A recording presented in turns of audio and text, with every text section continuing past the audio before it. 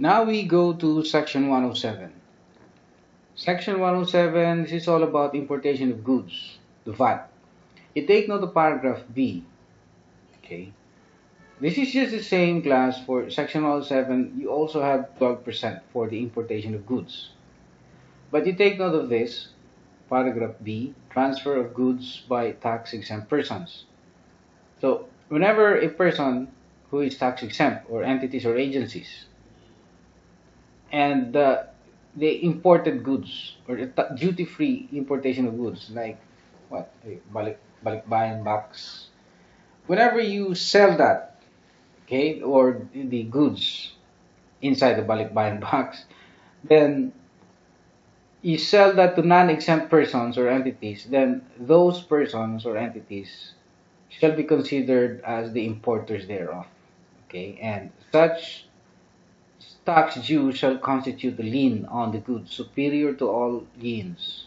So take note of this. There might be a problem is that it would be crafted in such a way that a tax exempt person, and this would be the provision that is applicable. Okay, and for section 108, you have the sale of services and use or lease of properties. Okay, it's just the same, 12%. But you take note of the phrase, the definition of sale or exchange of services. So there's this case, I think it's Diaz. Yeah, Diaz versus Secretary of Finance. Remember this case, the tollway operator? There was a case that they questioned the imposition of VAT on the tollways, the NLEX, SLEX. The Supreme Court said it is plain from the above the law imposes VAT on all kinds of services rendered in the Philippines for a fee, including those specified in the list. The enumeration of affected services is not exclusive by qualifying services with the word all kinds. Congress has given the term services an all-encompassing meaning. The listing of specific services are intended to illustrate how pervasive and broad is the VAT's reach, rather than establish concrete limits to its application. Thus, every activity that can be imagined as a form of service rendered for a fee should be deemed included unless some provision of law specially excludes it. It does not help petitioners' cause that Section 108 subject about all kinds of services rendered for a fee, regardless of whether or not the performance thereof calls for the exercise or use of the physical or mental faculties. This means that services to be subjected or subject to VAT need not fall under the traditional concept of services, the personal or professional kinds that require the use of human knowledge and skills.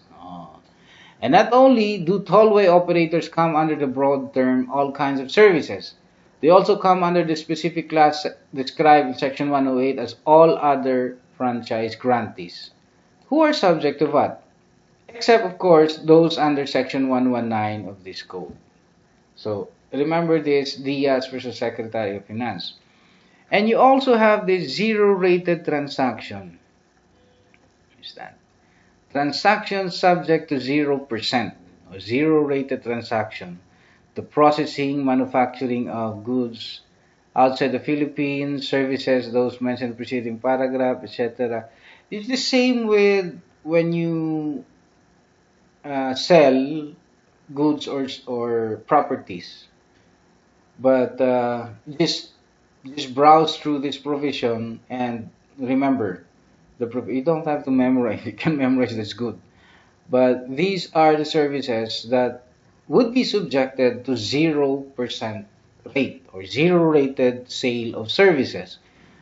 And Section 112 comes into the scene always here for zero-rated because obviously you have input VAT whenever you sell services. You also have input VAT. So the input VAT would always be higher when it is offset with the zero rate. Your zero rate here pertains to your output VAT. Okay, so 0 minus 12, negatives, and you go to section 112, which we will discuss later. And okay, exempt transactions. What is this?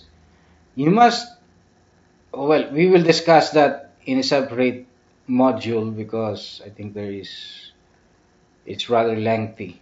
There are jurisprudence that we will discuss. So that's it for section 107 and 108.